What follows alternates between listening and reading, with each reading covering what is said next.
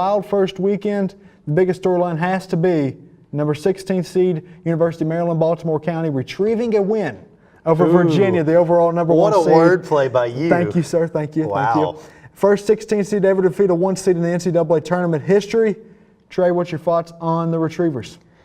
You know, I'll be honest with you. I never thought in a million years I would see a 16 beat a 1. You never thought it was going to happen? I never. Well, not in this particular tournament.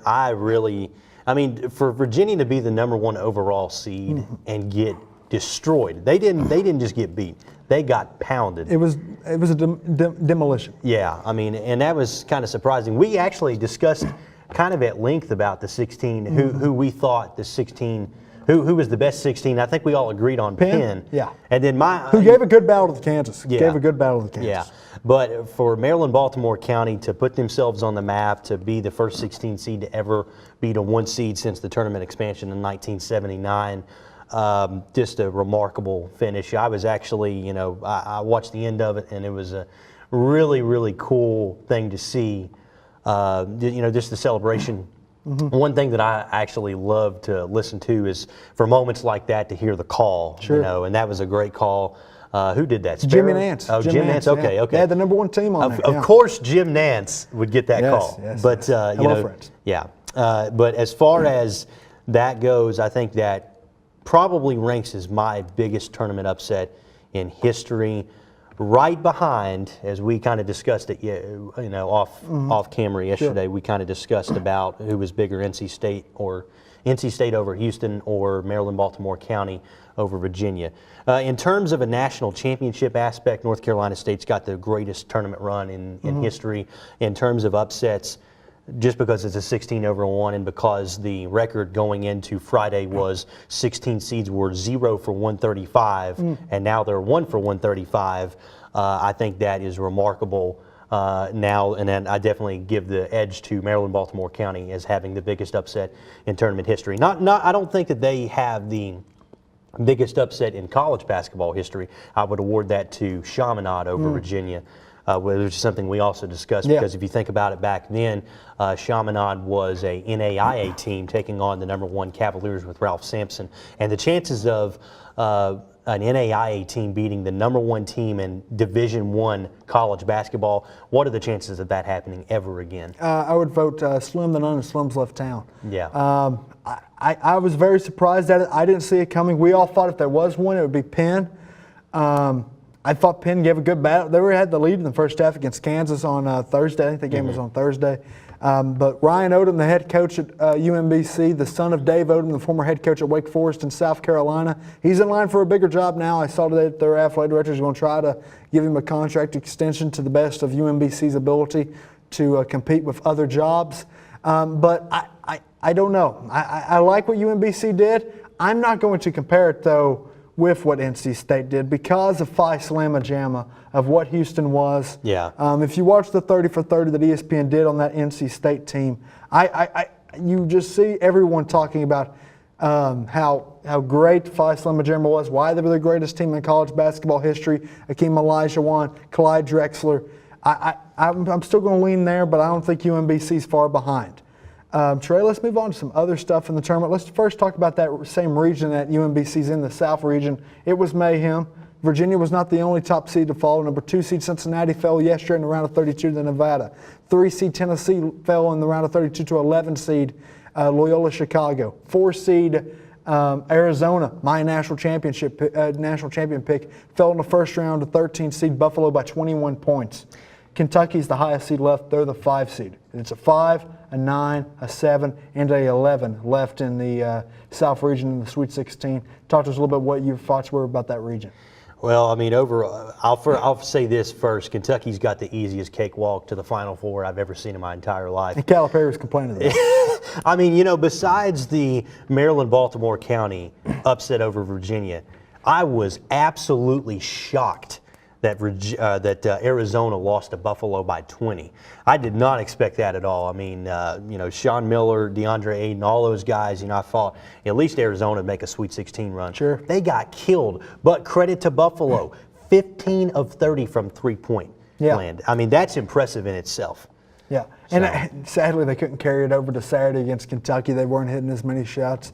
Now the score against Kentucky is not indicative of the game. It was a closer game. Kentucky, I think, went on to win by 20 because of some fouls late in the game. But I was very impressed with what Nate Oates and the Bulls did there. I think, though, if UMBC is the #1 story in college basketball, I think Loyola Chicago is probably #2. Oh, Sister Jean. Love her. Love her. You love her? I mean, she did take out Tennessee. Yeah. Her voodoo took out the Volunteers in the second round. Catholics do not like when you call what they call voodoo. Nah, but Loyola Chicago, we talked about it last week. I felt like they'd be a very dangerous team against Tennessee in the second round, and they proved it to be. Admiral Schofield, he played very well in the first couple of minutes, but he got very cold. Yeah. He Got in had foul like trouble. 3 fouls, and Tennessee just did not play well. So. Yeah, and moving on down that bracket, Nevada, they're a bunch of zombies. They are zombies. They do not die. They're down by 14 against Texas, come back and win in overtime. They're down by 22, I think, to Cincinnati, second largest comeback in NCAA tournament history yesterday, and won. They're going to the Sweet 16.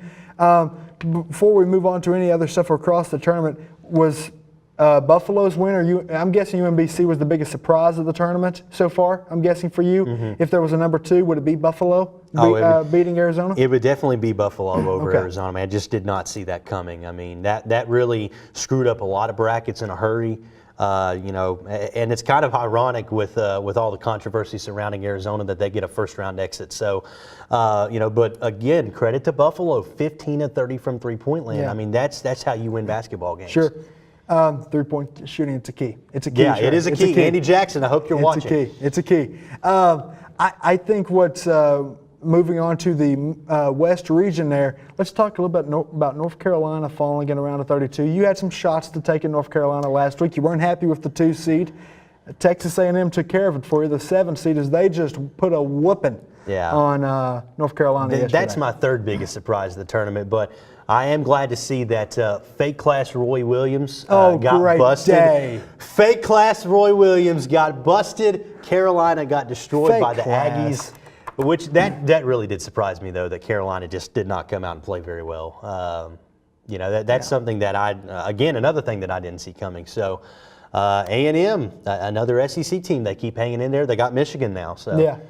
Michigan's my only Final Four team I got left. So there you go. There you go, folks. I still have Purdue in play. Yeah. But I don't feel confident about Purdue because one of their star players got Isaac injured. Hollis, So, yeah. sure. I also want to go back to that fake class Roy Williams statement. I disagree so much on that. Fake so classes, much. classes, fake news, fake everything. Fake glasses is what you're fake. Fake classes. Flake. No. Roy Williams is as classy as a guy as there is in his business. The hatred for him is uncalled for. Did you see his post game yesterday? Where I did not. He was telling a story about how he got a piece of paper in the mail. I don't even know if I'm allowed to say it, but I'm going to anyway. It was directed to "Dear cheating bastard." That's what he was. That's what it was wrote to. What is wrong with people? Who hates Roy Williams? Great man. Who comes out of the West though this week? Who goes to the Final Four? You got Florida State, Gonzaga, Michigan, and Texas A&M. Who's going to the Final Four?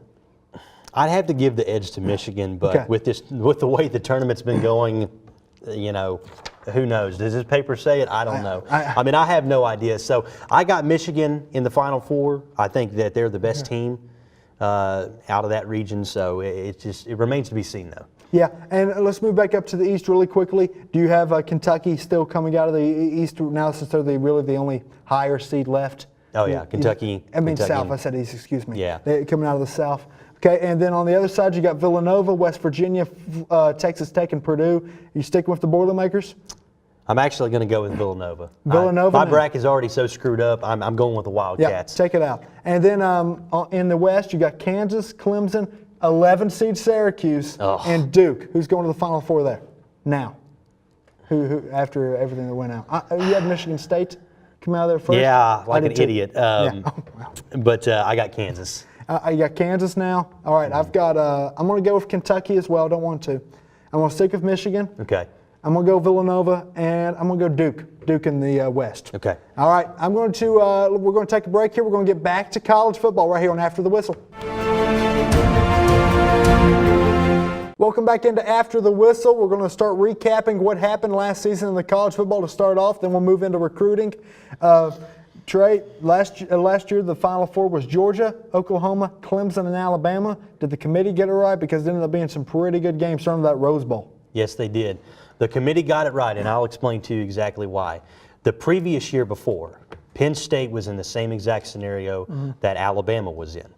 Or let me think about that for a second. Okay, so Penn State was in the same exact position as Georgia. Yeah, excuse me, Georgia. Yeah. So Penn State, despite winning the Big Ten championship in 2016, got left out in favor of Ohio State. Yes. So the playoff committee immediately said, we care more about your record than winning a conference championship. The same thing happened this year with Ohio State. They lost twice. Alabama lost once to Auburn in the regular season, but Alabama got in. Yeah. And it ended up producing the best possible national championship that you could produce, because I felt like that everybody wanted to see Alabama and Georgia play, and they didn't get that in the SEC championship, so the national championship was the next best thing. The reason why I say that Alabama should have got in over Ohio State, because Alabama had of course, the better record, and they did not lose to Iowa. You got to keep in mind, By 40. Ohio State lost to Iowa. By 40. By what, 7-5 Iowa Hawkeyes? 7-5, yeah. And then they got beat by Oklahoma earlier in the regular season? Yes, correct. And the last time Ohio State was in the playoff, they scored how many points? 0. 0. Why do they deserve to be in the playoff? That's how many points the last two Big Ten teams in the playoff. Yeah, so there was absolutely no reason why Ohio State should have got in the playoff, and the committee got it right, and I respect the committee for the second straight year saying we care more about your record than if you win a conference championship. Now, moving forward, that's going to be an interesting discussion, because I'm sure we're going to come across that again before we eventually see the tournament, or before we see the playoff expand to 8 teams, and we'll talk about that here in just a second. But we are going to run into that, and when the playoff committee decides that the conference championship of a 2-loss team is more important than a record of a 1-loss or 0-loss team, then I will say, okay, it's time to expand the playoff. I agree. I thought they got it right. I didn't. I thought they've got it right the past 2 years. Yeah. I thought they got it right for Ohio State. I know Ohio State had a bad showing against Clemson in the Fiesta Bowl that year. I felt they deserved it over Penn State, even though Penn State beat them and won the Big Ten. I thought I thought Ohio State was still the better team. I thought Alabama was the better team this year, and it proved over time them winning the national title. Yeah. Let's move on to the games. The Rose Bowl, Georgia versus Oklahoma, turned into an arena football game out there in the Roses. Georgia won 54-48 in overtime. What was your thoughts about that game? You know, that's right up there. That game is right up there with Texas and USC for me in the Rose Bowl. Yeah. I mean, that was one of the best college football games I've ever watched. Baker Mayfield battling it out. Kirby Smart and the Bulldogs, rallied in double overtime. As exciting as of a game as you could get. And I felt like that Georgia really earned their spot in the national championship, despite the loss to Auburn earlier in the regular season, which Auburn, I mean, if not for losing early in the season, they could have been a playoff team. Sure. And then, of course, Alabama defeating Clemson in the Sugar Bowl 24-6. I mean, that was kind of a boring game, and I knew that Alabama was going to win that. It was a quintessential Alabama game. Yeah. That was old school Alabama right there. That wasn't Lane Kiffin's offense, Alabama. That was Brian Dable's. That was just run down the clock. Our defense will win it. Our quarterback's not going to make any mistakes, and we're going to still win by 3 possessions. Yeah. And then moving on to the national championship game, the best possible matchup that could have happened in the entire season. Everybody wanted to see Alabama versus Georgia, at least in the SEC department they did. But I wanted to see it because I felt like that those were the 2 best teams in college football in 2017. And it ended with an overtime finish, Tua Tagovailoa coming out in the second half, replacing Jalen Hurts. I mean, that was an incredibly gutsy move by Nick Saban to bring a freshman quarterback that had not seen a field in a very dangerous and tough situation like Alabama faced down in a national championship against Georgia, who the Bulldogs really could have easily won that game. And then, of course, on 2nd and 26, in the least expected touchdown in history, Tagovailoa hit Devontae Smith for a 41-yard touchdown and one of the greatest finishes to a college football game I've ever seen, especially with what was on the line. Yeah, it was a Hawaiian punch to the gut for Georgia. Oh, man. That's your back-to-back segments, folks. Your back-to-back wordplay. segments, folks. I tip my cap to you, brother. I agree. I thought there was time to move on to Tua. I was telling you earlier last football season, I said I like Tua a lot, but it's tough to move out a guy in Jalen Hurts who just never lost. Yeah. He never lost. He lost 2 games in his career there that he started. Clemson in the title game the year before, and then Auburn in the Iron Bowl this past year. That's it. It was tough to move on. It took guts from Nick Saban, but Tua pulled it off for him. He had an interception, but he came back. That kid's got all kinds of confidence. And I really like the kid. Let's move on to the rate too early top 25. ESPN put one out. Alabama, Clemson, Ohio State, Oklahoma, Georgia, Wisconsin, Miami, Washington, Michigan State, West Virginia is the top 10. Let's start off there at number 1, the defending champs, Alabama. Who should be quarterback for them now, Trey? Tua. Tua or Jalen? Give me the advantage to Tua. Tua Tagovailoa. I think I'll add a note on this. I think Tua is more aggressive, and I like aggressive quarterbacks. I think that at times Jalen Hurts is a little bit conservative. He's almost a game manager at some point. Doesn't trust his arm. So I feel like the Tua should get that offense, and I think that provides Alabama the best chance to get back in the national championship again. Yeah, we saw this a few years ago when Ohio State came back with 2 quarterbacks. They had J.T. Barrett, who was their QB all year long after replacing injured Braxton Miller, and then he got hurt in the Michigan game at the end of the year. Cardale Jones came in, won the Big Ten title over Wisconsin, and then beat Alabama and Oregon to win the national title. And they both were coming back, Cardale and JT. And Urban decided to start Cardale at the beginning of the year against Virginia Tech. And he was sort of back and forth all year long between Cardale and JT. I think it ended up being JT at the end. They lost to Michigan State, didn't make it back to the playoff for a chance to repeat.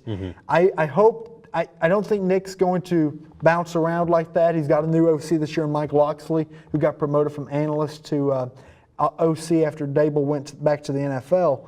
But I hope he just picks one and sticks with it. And I agree with you. I think it should be Tua. You know, he's a little bit more aggressive than Nick Saban's taste, I would say. Yeah. Moving on to number 2, Clemson, last year's record of 12-2. Returning starters, they've got 8 offensive starters, 8 defensive starters, and 2 special teams. Some of the key losses, Tyrone Crowder, Taylor Hearn, a couple of offensive linemen, Ray McLeod, Dorian O'Daniel, and Ryan Carter. So they're replacing a couple of key parts of their defense. Ray McLeod is a really good wide receiver for him. Yeah, but I think Clemson's going to be just fine. I think that they are going to be the best team in the ACC next year. Of course, we'll talk about that when we get to the ACC part, but I really like what Clemson has done. Dabo Swinney is going to get them back to a playoff again. Yeah, I'm really impressed with what Dabo's done there. We just got done talking about Alabama. The Alabama grad, Dabo Swinney, was a part of winning that national title in 1992 under Gene Stallings. I like what Dabo's built. I didn't think he could. I've always been a Dabo fan, and then he's grown old on me. That stuff about how we're always the underdog. No, you're not. You just won the national title, you idiot. You're not an underdog anymore. Quit. But that gets old, but he's a great coach. I can't fight it. And another guy I can't fight on how great of a coach he is for as much as I don't like him, Urban Meyer in Ohio State. Yeah.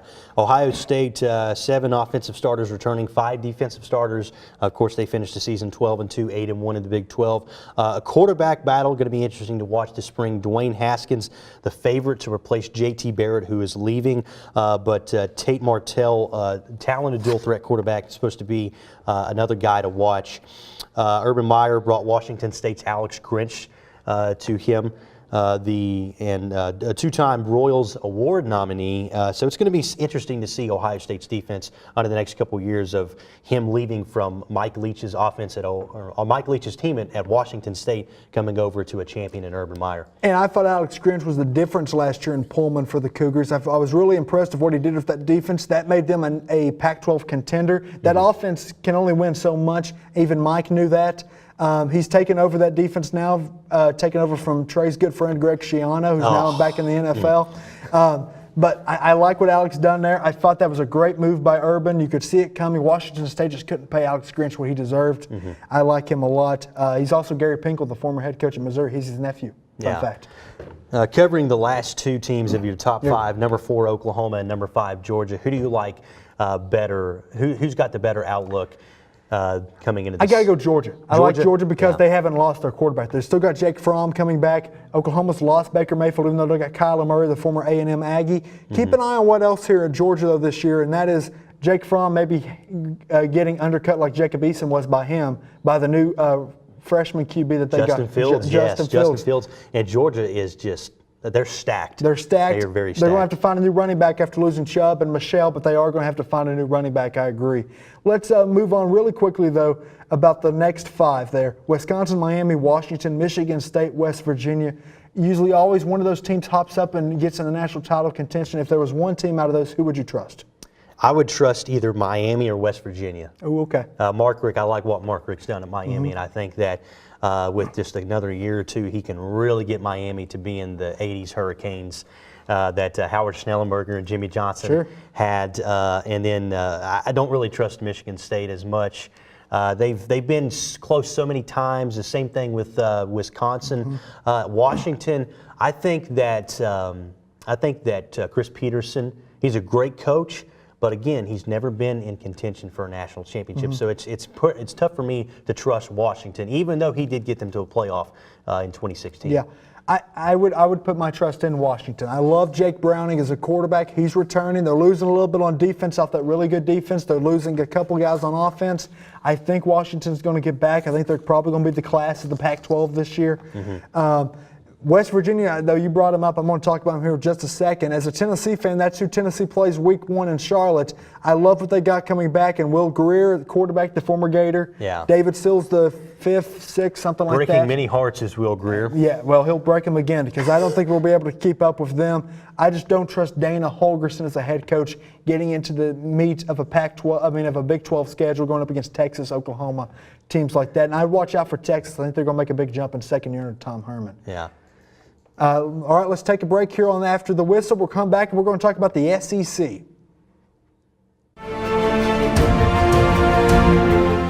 Welcome back into After the Whistle. Jacob Townsend, Trey Adams here with you. We're talking about the SEC now, college football. They've made some moves in the coaching ranks. We talked about Georgia winning it last year, Alabama winning the national title. Jimbo Fisher's now in College Station. Let's start off with Jimbo. What's your thoughts on the big money man? We talked about this just before we came back to break. Okay, Texas A&M, they were willing to fork out $100 million for Jimbo Fisher.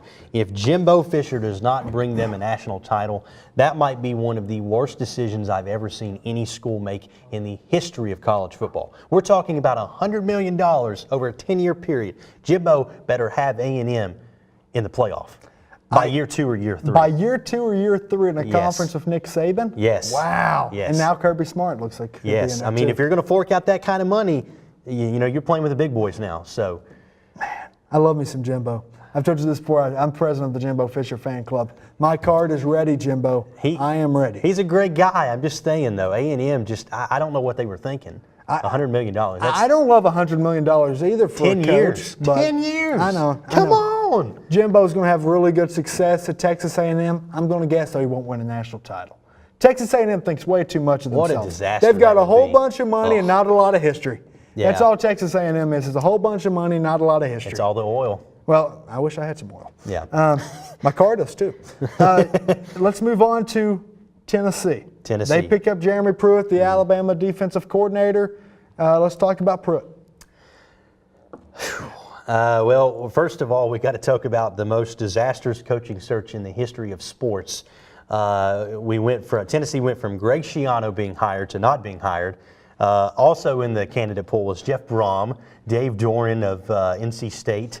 Yes. Mike Gundy. Mike Gundy. And Mike Gundy and Mike Leach, who would have fit well with all the Tennessee in a 4-day fans. span. Oh, yeah. The craziest coaching search in history, all to end up with Philip Fulmer taking, what's his name? John Curry. Yeah, John Curry. I completely forgot about him already. And bringing in Jeremy Pruitt. I like the hire, but it's going to take a long time for Tennessee to get into the mix of the SEC. They had their best chances to win an SEC title in 2015 and 2016 and failed to do so under Butch Jones. And now that Georgia has built up a machine with Kirby Smart and company, it's going to be even tougher for any other team in that division to compete with Georgia. And I don't even trust Dan Mullen, which we'll get to here in just a second. Yes. But Jeremy Pruitt's a good hire. He can have Tennessee in second and third every year. Will he ever get past Kirby Smart? I don't think so. No, I would agree. Jeremy, I really like Jeremy as a coach. He's a little intense for my taste, but who am I to judge? He loves khaki pants. Who doesn't? Jim Harbaugh? Yeah, I mean. And we're talking about a mediocre coach. There's a hot take. But I like the hire of Jeremy. I thought he was the best we could get after everything that went down. Yeah. And there were some good sources on those stories, too. You know I love the guy who had the Jeff Brom story. Oh, man. Hey, can we talk about groomers for a second? Go ahead. I'm not gonna Groomers stop are you the on groomers. greatest thing in the history of mankind. I needed all those groomers. How about John Reed at the airport? How about the fact that John Gruden's son, who goes to UT, went home to discuss the possibility of Gruden coming to Tennessee? Although I choose really not to believe that because most groomers are complete BS. They're complete false. But the reality of the groomers were real and they were fun. But of course, Gruden is a coach now. But you in the know my NFL. favorite groomer. Favorite one. He comes into Tennessee for the South Carolina game. Oh. And he's having dinner on Friday night with some big boosters. And he actually was having dinner with his son and his frat bros. Listen. There you go, folks. You got to love the groomers, though. Moving on from Tennessee, let's move to Florida. You talked about him just a minute ago. My least favorite guy, Dan Mullen. Dan Mullen, really don't. He's a good hire. Can you say Dan Mullen without going Dan Mullen? No. Because, here's the thing about it. I know Florida, and I know what they expect. Yes. Florida expects championships. They Yes. are a championship program. Is Sure. Dan Mullen going to bring Florida a championship in a division with Kirby Smart and in the same conference as Nick Saban? Absolutely not. There's no chance. No. I mean, is he the next Jim McElwain? I think he's better than McElwain by a game or two a season at most. And Florida was pretty good under McElwain. Yeah, all won considered. back-to-back All things Easts. considered. Will Dan Mullen win a national championship at Florida? No, there's no chance. There's absolutely no chance. Is he a good hire? Yeah. It's going to be Kirby Smart, Jeremy Pruitt, and Dan Mullen all competing for the top three here in about 3 or 4 years. I think that's going to be your top three in the SEC East. I think you're forgetting one. I'm about to bring him up right here because Dan Mullen doesn't have the privilege that Jim McElwain had when he came in, and that was Will Muschamp's players. Oh. Will Muschamp left a very stout defense for Jim McElwain. That's how he won back-to-back SECs because it sure wasn't McElwain being a QB whisperer. I love what Muschamp's doing in South Carolina. We'll get to that in just a moment. That's But somebody I can't ever think about, Will Muschamp. I never hated Muschamp. I didn't think he was that bad at Florida. He just couldn't find a QB. He's found one in Columbia, folks, and Jake Bentley. Yeah. Let's move on from Dan Mullen to Arkansas. They found Chad Morris. I mean, Chad Morris. I mean, he was a good coach at SMU, but again, Arkansas in the same division with Alabama. It's just. It might be a good hire. It might get them back to 8 or 9 wins, but he's not going to do much more than Brett Bielema did at Arkansas. He's going to bring back an offense that worked a lot for Bobby Petrino in Fayetteville. Chad's the former OC at Clemson before Clemson had their great success. He was there for their ACC titles with Taj Boyd, Sammy Watkins, C.J. Spiller, those teams. But I like Chad. I agree with you. I think he'll be about an 8-9 win coach. If you're Arkansas, I don't think at this point you can expect anything more than that. No. Unless you get some real luck of the draws. I don't think you can expect anything more than that. And now to our 2 more teams. Let's move to Mississippi. Let's go to Mississippi State first because you know I love this guy. Oh, you love Joe Moorhead. Joe Moore. I mean, again, another Mississippi State transitioning from Dan Mullen to Joe Moorhead. Can Moorhead keep the same consistency that Dan Mullen had the Bulldogs at? I mean, we're talking about Dan Mullen, who took Mississippi State from one of the worst teams in the SEC to the #1 ranking just a couple of years ago. So it's a kind of a tough act to follow. I do like Moorhead. I think that Mississippi State is here to stay as one of the upper echelon teams in the SEC West. As far as Ole Miss and Matt Luke, I really don't have an opinion on Matt Luke. I think that Ole Miss is just kind of in a bad situation right now with what happened to Hugh Freeze and his love for his burner phones and other things that we can't mention on this show. But Sure you can. Did you not hear the word I dropped 2 segments ago? that's true. But he does love women. Yeah. He does. But going on to Matt Luke, though, Ole Miss will be an 8-9 win team at some point. but that's about as high as they're going to get. I like Matt Luke personally. I'll get to my buddy Joe Moorhead in there in just a minute. Matt Luke's a David Cutcliffe guy, played at Ole Miss for David Cutcliffe. He was with David Cutcliffe as an assistant at Tennessee and Duke. I think he brings a lot of integrity back to the program. Matt Luke's going to be a guy who's going to be there for the long haul. He wants to do the right things for Ole Miss, but it feels like he's a bridge. He's just a bridge to get from Hugh Freeze to whoever the next guy is what Matt Luke feels like. And Joe Moorhead, I told Trey and a couple of our other buddies last semester, I think Joe Moorhead is going to be a guy that a lot of schools are going to be regretting they didn't pick up first, and that Mississippi State did. The former Penn State OC, former head coach at Fordham, Joe Moorhead is going to be a star in the coaching business. Before we take a break here, Trey, let's talk about the outlook for the teams just going in the next season. You like Alabama and Georgia again coming out of the West and East, even though Auburn did win the West last year, but Alabama won the national title. Oh, there's no doubt. I like Alabama and Georgia. I'll just give you a quick East prediction. Okay. Georgia, South Carolina, Florida, Missouri, Tennessee, Kentucky, and Vanderbilt on the East. And then in the West, Alabama, Auburn, A&M, Mississippi State, LSU, Arkansas, and Ole Miss. In the SEC championship game, I think Alabama doesn't steamroll Georgia. I think it's a 2-touchdown game. Yeah. And I like Alabama to get back to the playoff. Will they win another national championship? It remains to be seen. I think that it's a possibility. I don't know for sure. Okay. But just like Alabama, they don't ever miss out on SEC championships and national championships in back-to-back years. So that's why I've got Alabama not only in the SEC championship, but winning it and back in the playoff with a chance to win their millionth national championship in 10 years. Okay. I like what they're building there at Georgia. They had a really good signing day. They were the #1 class, if I remember right. Alabama won the January national championship. Yep, they did lose 33 seniors. That's the only thing. They did. He had a lot of guys left over from the Mark Richt tenure there. I like what he's building, though. I like South Carolina as a sleeper. You like them as well. A team you're a little bit higher on than I am, Missouri. I like they brought back Drew Lock. I don't like they hired Derek Dooley as offensive coordinator. That's atrocious. And LSU, I agree, will fall back, and Ed Orgeron probably get fired because he's not a very good coach. Ed Orgeron's a moron. Give me Alabama and Georgia as well. Alabama winning the SEC. All right, let's take a break here on After the Whistle. We'll come back and talk ACC and Big 12 when we come back.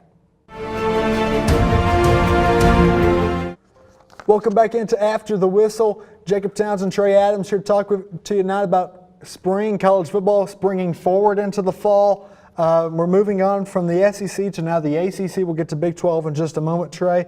But they made one move. We talked about Jimbo Fisher leaving Florida State to Texas A&M in the last segment, but Florida State picked up Willie Taggart from Oregon. What's your thoughts on Coach Taggart? Good pickup. I like Willie Taggart to Florida State. Jimbo struggled in his last year at Florida State. That kind of was because they got beat by Alabama in the beginning of the season. They lost DeAndre Francois. But I like Florida State to come back this season. I think that they're going to be a good contender in the ACC. They're not going to be Clemson. Nobody's going to beat Clemson. There's my prediction for 2018 in the ACC. But I do like what Willie Taggart may bring to the table for the Seminoles. I like Willie a little bit. I remember him as the head coach at Western Kentucky, beating Kentucky on a late Saturday night in September. I remember him as an assistant at Stanford under Jim Harbaugh. I also remember him as head coach at South Florida, where he did pretty good things with Quentin Flowers and the Bulls there. But only one season at Oregon. I was talking about this last semester, that I think that any coach who's ever left after only 1 year hasn't worked out most times. Todd Graham, only 1 year at Pittsburgh, went to Arizona State, got fired. Lane Kiffin, 1 year at Tennessee, went to USC, got fired at the tarmac of LAX. Oh, beautiful, just beautiful. sorry, Lane. So sad. But I just don't see it working. I don't think Willie's going to work out. This is the first time we've ever seen a Florida State coaching search. They had Bobby Bowden for 35 years, and then they had Jimbo waiting in the wings where they didn't even do a coaching search. So I thought it was an interesting move. I think Willie can win 8-9 games there. I don't see Willie ever taking over Dabo Swinney and Clemson unless Dabo leaves for a job called Alabama sometime soon. If Dabo leaves for Alabama, I will never ever watch college football again because you will see Alabama just continue to dominate. Yeah. They need to go away at some point. But we're not talking about SEC. We're talking about ACC. Yeah. So a couple coaches to watch here. Of course, we talked about Willie Taggart. How about Brian Van Gorder, defensive coordinator at Louisville? Louisville is one to kind of forget about at times. But How can you ever forget about Bobby P? Bobby Petrino. Listen, I mean, He'll ride a motorcycle right into your mind. Oh, man, I was just about to mention that.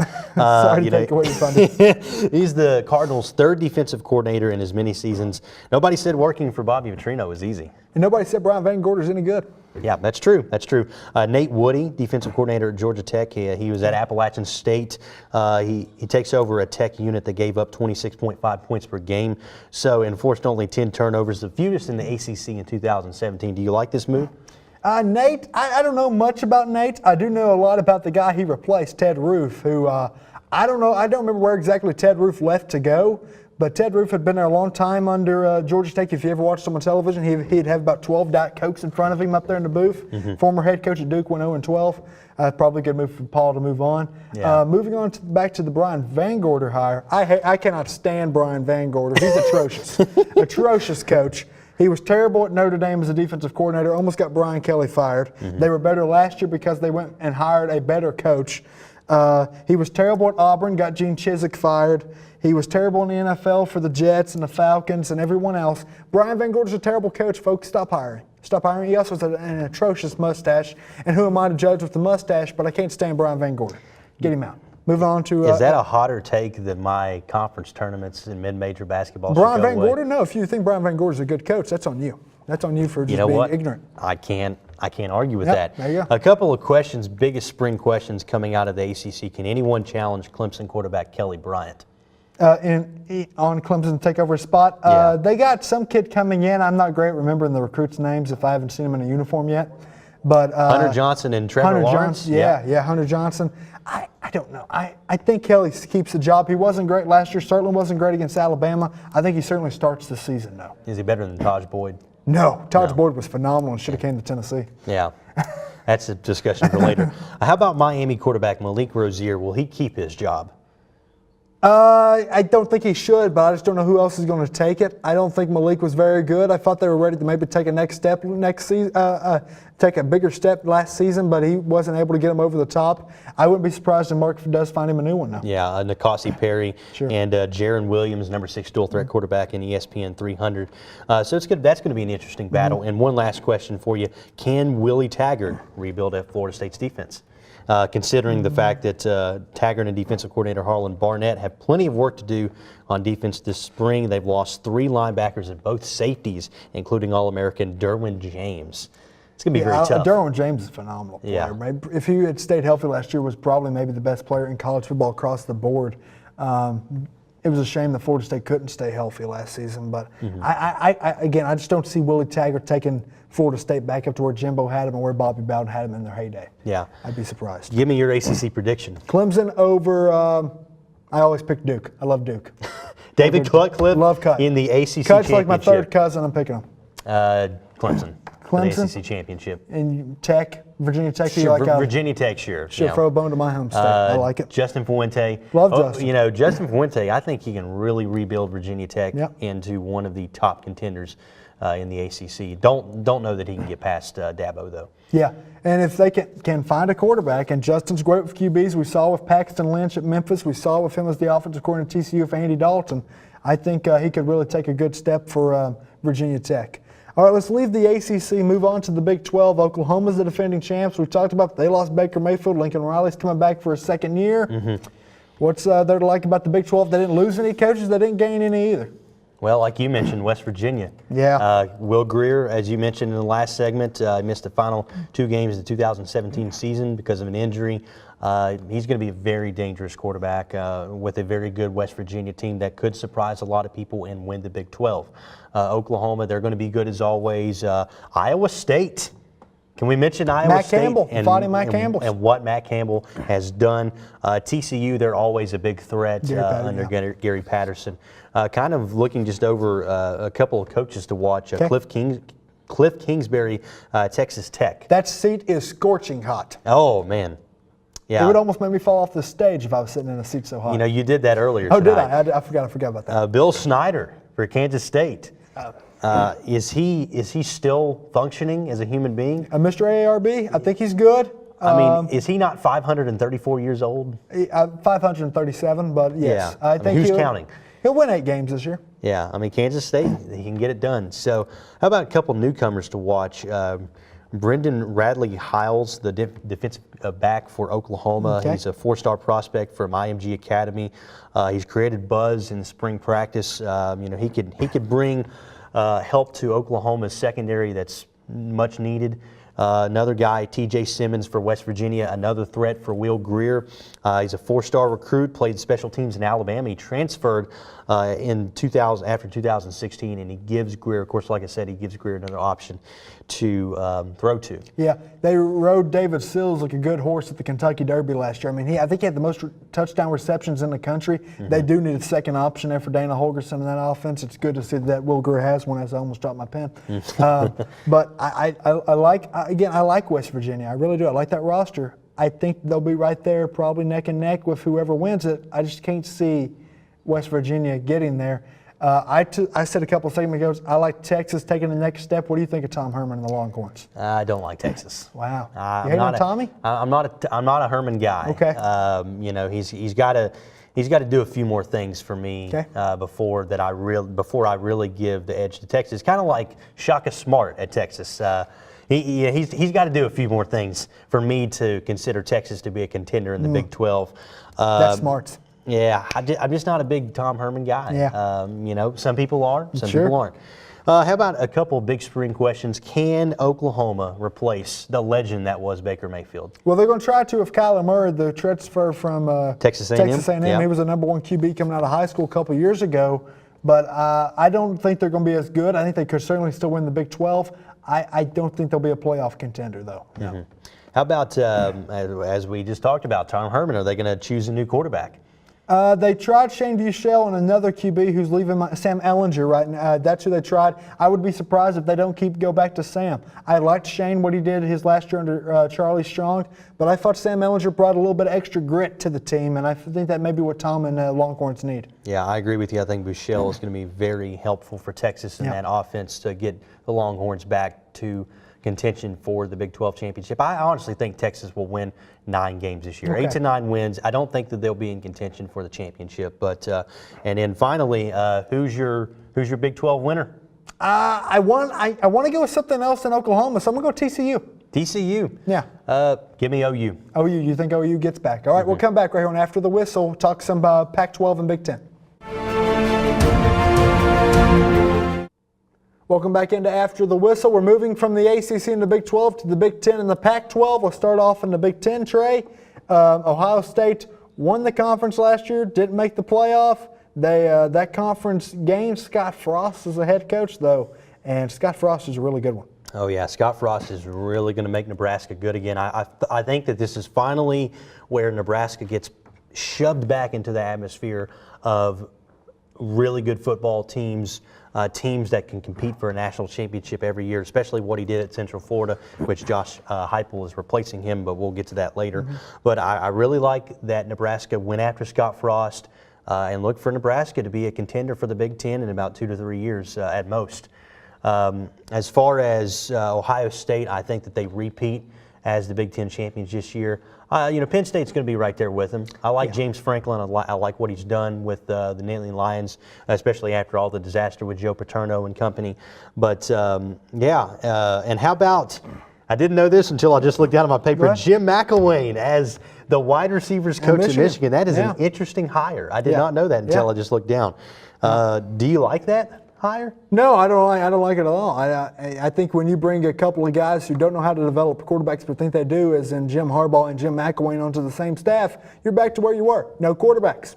So I just don't trust that. I was actually talking to Santos the day that was announced. As we know, Jay is a big, huge Michigan fan, and he was okay with it. I don't think he was too upset because Harbaugh will still be calling the plays there. And, is he just wide receivers coach, or is he going to be the OC too? Just wide receivers? Just wide receivers coach, yeah. All right. So I'll be honest with you, I do not like Jim Harbaugh at all, and I don't think that Michigan should hang on to him for much longer. Wow. I'm sorry. And hot take alert. Brady Hoke, hot take, camera 3, hot take alert. I don't think Harbaugh is a good coach. Not a good coach? I don't think so. For what he's done at Michigan, he's not a good coach. I think he's a good coach, not a great coach. I mean, he's not beat Urban Meyer yet. I agree. He has never beat his rivals. He didn't beat his rivals when he was at Stanford. Never beat Chip Kelly in Oregon. A measure of a good coach. Beat your rivals. I Not agree. a good coach. I agree. I think he wins enough to make him a good coach. He doesn't beat his rivals. He's not a great coach. Yeah. You know, he's got to win. He's got to win a Big Ten championship, though, Agreed. or they should fire him. Or, I'm sorry. God forbid, he beat Mark D'Antonio. Yeah. Michigan State. Yeah. Can we talk about the fact that they lost in the last seconds on a punt? Yeah, a couple years ago That with was Sean McDonough on the disastrous. call. Oh, He scored a touchdown. Yeah, Sean McDonough. the worst voice crack in history. Man, I love Sean McDonough back in the day. But anyway, moving on to some more Big Ten information here. Cliff Kingsbury, head coach at Texas. Oh, that's the complete wrong thing. I'm not looking at the right stuff. All right, we're going to skip right past that Hey, here. Trey, can I ask you a question? Who do you have in the South region? South region? I don't know. I don't know. All right, but moving on to the Big Ten. Moving on from that. This train has left the tracks. Oh, man. Let's talk about some players to watch for Please the Big do. Ten. Jeffrey Okudah at cornerback at Ohio State is really going to be an important part of the Buckeyes defense. The #1 quarterback and the #7 overall player in the 2017 ESPN 300. He's in line to replace Denzel Ward, who left early for the NFL. Him and Isaiah Pryor is really going to help that Buckeye secondary develop into one of the nation's best secondaries in the country. Yeah, I like, as always, Urban Meyer's going to recruit. He's going to get better and better. He's got a better defensive coordinator now. We talked about a couple segments ago with Alex Grinch. I hope he lets Kevin Wilson in his second season as the OC get a little bit more of the reins of the offense. I think Kevin Wilson's a really good OC, did really good stuff at Oklahoma with Sam Bradford before he became the head coach at Indiana. But I think Ohio State wins it again. Is there a team that you're going to watch out for, though, outside of Ohio State? Nebraska. I think I'm going to be making a big jump. Yeah, I think that Scott Frost can do an excellent job. Okay. I know I said just a couple minutes ago it'd take about 2 or 3 years, but look for them to be right in contention for the Big Ten championship. Michigan State, of course, they're going to be one to watch.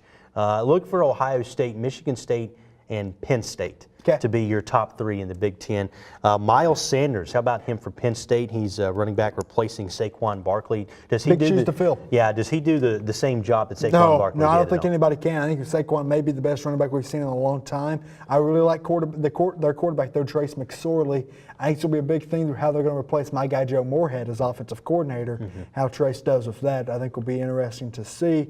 But should we throw a bone to the Wisconsin Badgers? Yeah, I think Wisconsin will certainly be right there. I think Paul Chryst is a really good coach. They've got 2 really good alums in Kyle Cooper and Don Hellman. But also, Kyle, in that same division, does Minnesota take a jump with P.J. Fleck in his second year? No. P.J. Fleck is the Butch Jones of the Big Ten. Okay, I can see it. I don't love it. I can see it. Row the boat. Row the boat! I'm sorry. That might be as bad as Champions of Life. No, Row the Boat's great. Do you know the backstory of Row the Boat? I don't, and I don't want to know, It's but about go his ahead son and dying, but okay. Oh. You're packing up. I'm packing up and leaving. He's packing up. So Ohio State wins the Big Ten. Yep. Buckeyes to the playoff. Buckeyes to the playoff. Oh, All right, I'm sorry, P.J. Fleck. You're just annoying, but I feel for your son. But moving on to the Pac-12. Woo! All right, let's talk about all the coaching changes here. Let's start with the best coaching change, Jim Mora to Chip Kelly. How much of an upgrade is that? Really good upgrade because Jim Mora didn't know what he was doing there at the end. Also, they fired Jim Mora on his birthday and hired Chip Kelly on his. That's called karma, folks. That's how you work out karma. You fire someone on their birthday, you're going to get bad karma. But if you then hire someone on their birthday, you equal it out. How about Arizona getting rid of Rich Rod, enter Kevin Sumlin? Does Kevin Sumlin do a good job? Because I think that A&M had pretty high expectations. Sure. He goes to a job that doesn't have as high expectations. Does he get Arizona to a 9 or 10 win team in the Pac-12? Sure. He'll win some games for you. He'll be really good in the first half of the season, and second half of the season's where he's fell off at Texas A&M. I think Kevin can do really good work in Tucson with the Wildcats. Bear down, I don't know how that works out, how they're the Wildcats and they bear down. That's a dumb slogan. I'm sorry. But I think Kevin's going to be really good. I think he's probably the best coach in the state of Arizona. How about the Oregon teams? Mario Cristobal and Jonathan Smith replacing Willie Taggart and Gary Anderson / Corey Hall, respectively. I think Oregon State can only go up after what Gary Anderson did there. He was really bad. He should have stayed at Wisconsin. Jonathan Smith, he's an alum, was an assistant for a few years at Washington and Boise State for Chris Peterson. I think he could be really good. And then Mario Cristobal is keeping in the interim. Mario's been around a long time. He's been a head coach before. Smaller level there at Florida International was not great, but has then since been an assistant under Nick Saban and then Willie Taggart last year as the OC. We'll see what Mario can do in Eugene. They're going to have a short leash on him, though. They want to get back to winning. I'm going to say it's a disastrous hire for Oregon considering where they were just a couple of years ago. Mario Cristobal, I don't see Oregon winning more than 8 games under Mario Cristobal. Wow, per no more season. than 8. Yeah, Okay. I just don't like the hire. But we get to my favorite hire on this entire list, and it is Todd Graham out at Arizona State and your boy, Herm Edwards. You know, one thing I loved Herm on television. Herm was really good on television. He should have stayed on television because this is going to be an all-out failure, folks. This is one of the worst hires I've ever seen in my life. And I saw some bad ones. I saw today in college basketball, Memphis hire Penny Hardaway. They hired a guy named Penny, folks. Penny. Penny is a great hire for Memphis. Well, they got a penny's worth of a coach, I'll tell you that much. He won a couple state championships with Memphis East. Sure. You know, I think he can, I'm glad he beat Cloudland and all those teams. I'm really great for him. I'm really happy for him. But you know what? He's not going to beat Wichita State and Cincinnati and Houston in the American Athletic Conference. Well, he Penny's might. going to get fired. He might. Who knows? But back to Herm Edwards. I think that's where we're Well, he going. did know what a Sun Devil was, so. He doesn't know what a Sun Devil is or was or why they're the mascot of Arizona State. He doesn't know why college football does recruiting and not a draft of players coming out of high school because that's illegal, Herm. I don't know. I don't understand him at all. I think this is going to be an all-out failure. If he wins 3 games next season, success. Question, who is your favorite teams this year in the Pac-12? Washington again. I think USC will be interesting now trying to find a replacement for Sam Darnold. Same thing for Washington State trying to replace Luke Falk. I think that's going to be the big story. How are you going to replace Sam Darnold, Luke Falk, Josh Rosen? These really good quarterbacks in the Pac-12. That's why I like Washington, who's got theirs coming back, and Jake Browning. I agree with you. I like the Huskies to repeat as Pac-12 champions. No, they didn't repeat as Pac-12 champions. No. My apologies, but I do like Washington winning the Pac-12 championship. I agree. Let's take a break here on After the Whistle. We're going to come back, and this segment wasn't Trey's Hot Take. The next one is.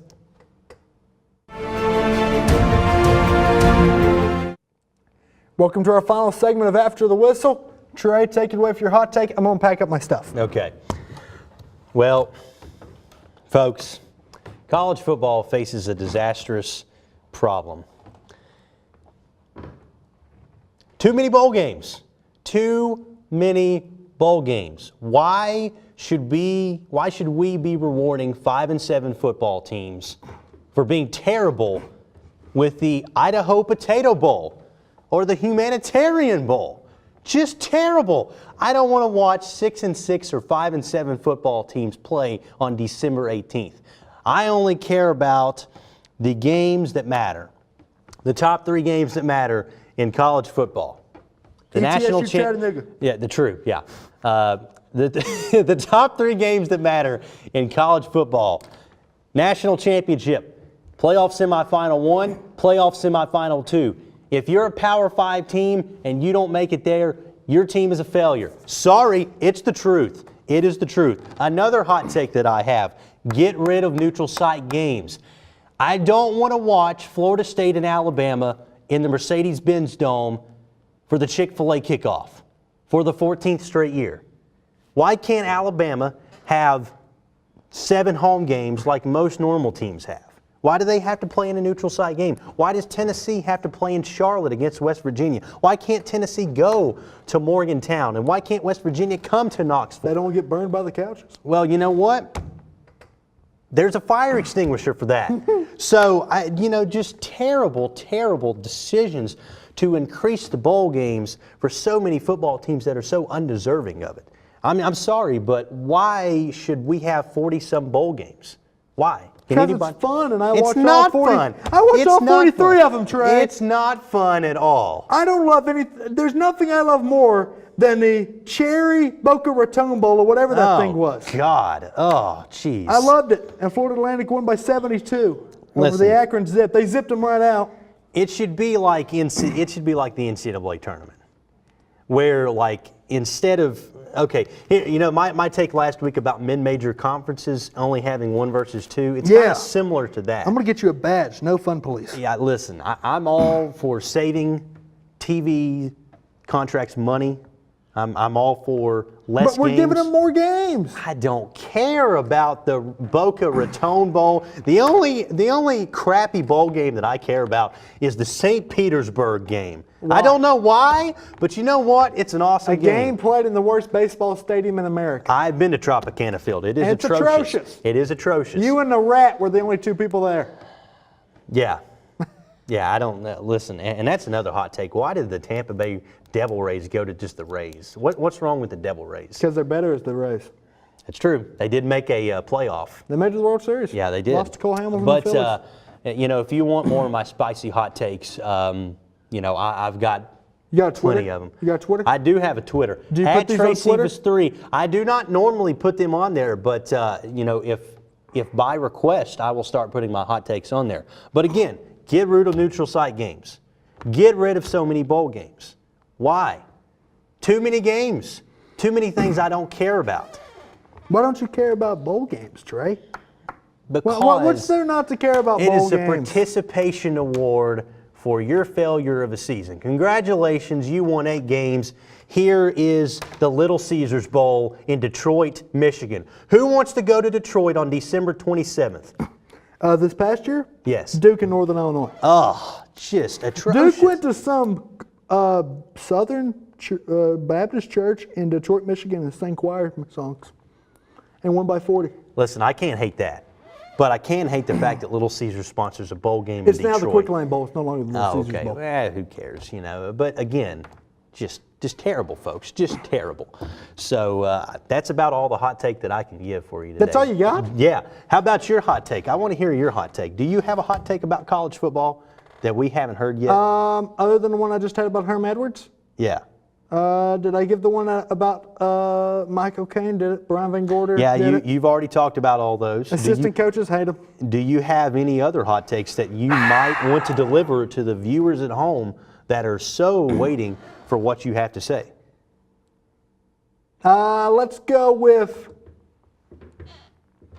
ETSU wins 8 games next year. Wow. Boom. See you next week, folks. We're talking baseball and golf. Why are we still on?